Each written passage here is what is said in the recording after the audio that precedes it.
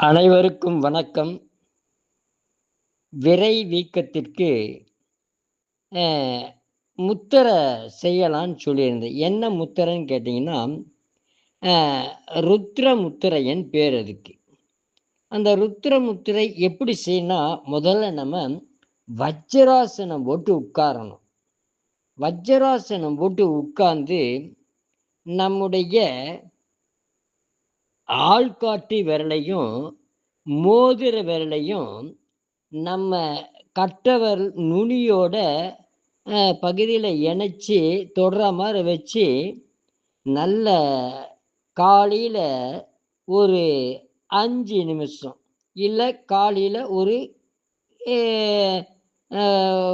10 நிமிஷம், மத்தியானம் 1லிருந்து 2 மணி வரலும் அது ஒரு அரை மணி நேரம், இல்லைன்னா 35 நிமிஷம் இதை செய்துட்டு வந்தோம்னு வைங்க.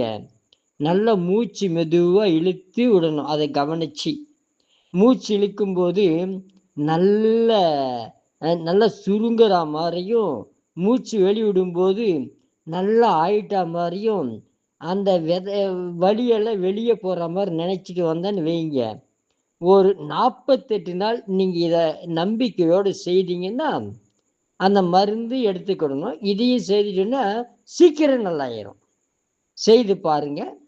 வாழ்க வளர்க உயர்க. நன்றி, வணக்கம்.